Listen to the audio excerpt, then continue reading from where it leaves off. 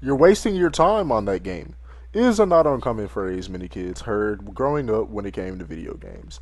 Now, however, that paradigm has shifted a bit, in no small part thanks to esports. Esports, aka electronic sports, or more simply competitive gaming, refers to the top level or professional level of gaming, where many players are heavily paid out just for participating on a team in many cases, with some lower payouts for winning still totaling in the $1 million plus range.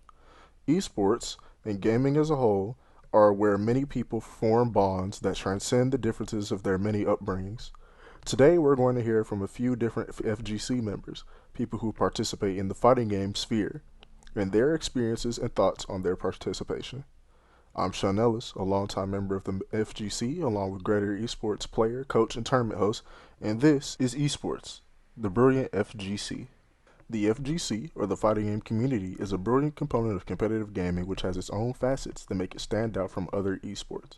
When asked what the biggest draw was to fighting game tournaments, JD, a fighting game player and tournament organizer who got into fighting games from watching Marvel vs. Capcom 3 and Street Fighter 4, had the following to say.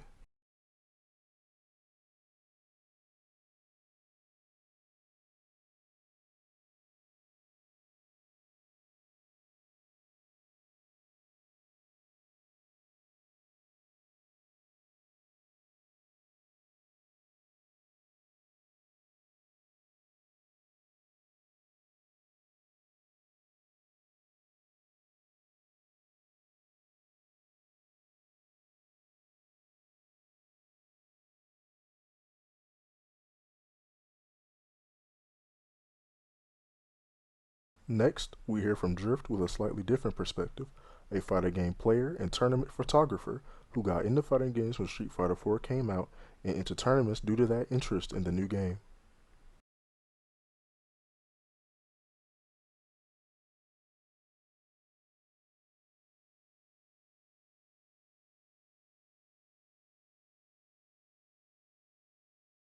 And finally, we hear from Dame, a competitive player who's been playing for some 13 years and a former Evolution Championship Series participant, otherwise commonly known as EVO, who got into fighting games from playing locals with people in his high school.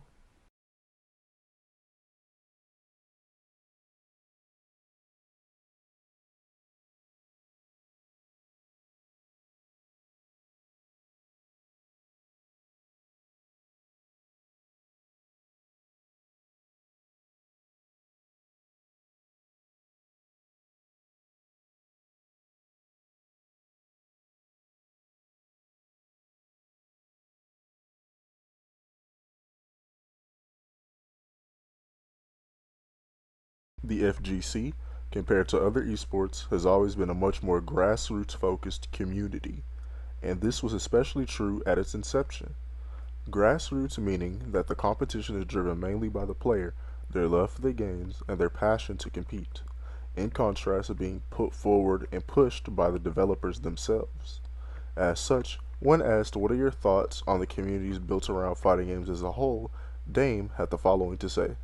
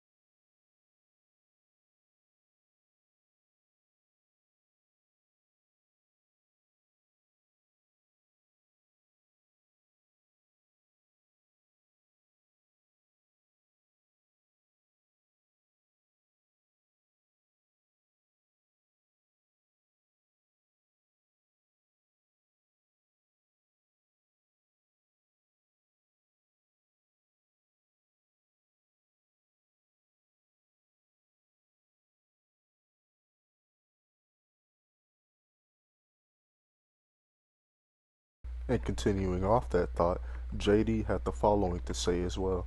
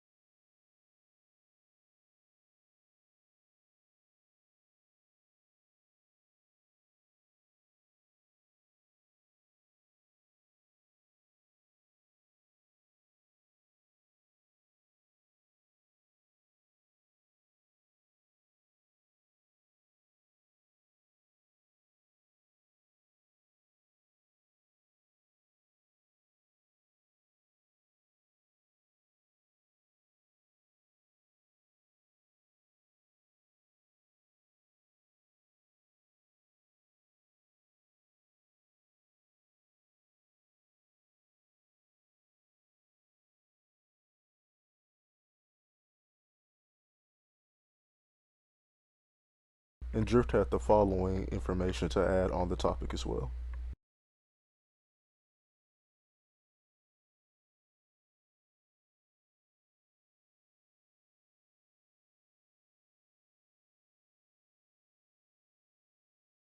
This is Esports and the Brilliant FGC, and I'm Sean Ellis. After the break, we'll hear from Drift about the photography side of things before we jump right back into everything with the community side and tournaments.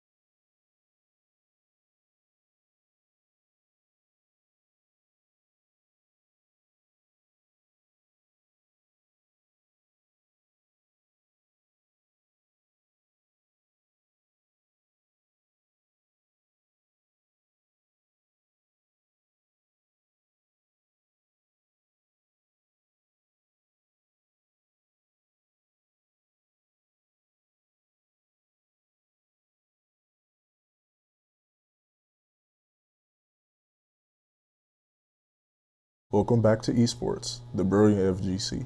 We'll now hear from Drift about the photography side of things with being a tournament photographer, as well as hearing again from JD, our tournament organizer and host, and Dame, our 13-year tournament player and participant.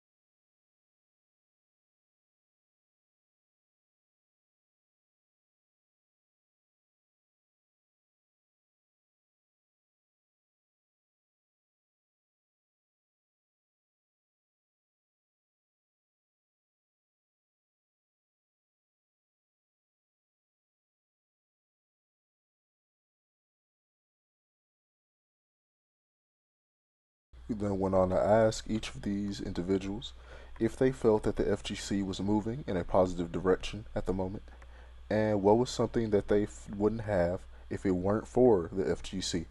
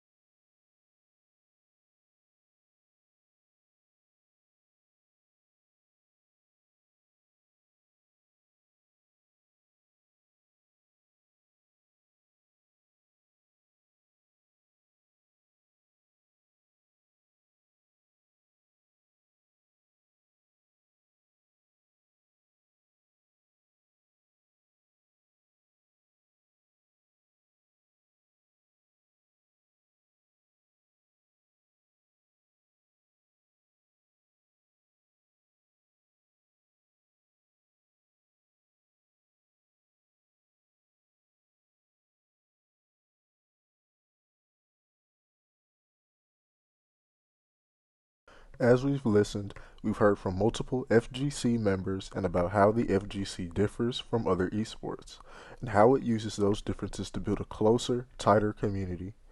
The individuals we've heard from have shared their experiences and how fighting games have both uplifted their own lives and given them a way to connect with other people's. The FGC continues to thrive and grow as time goes on, and it's exciting to see where it goes.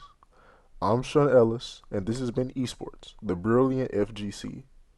And I will leave you all with a simple quote from Tokido, a Japanese fighting game player and EVO champion.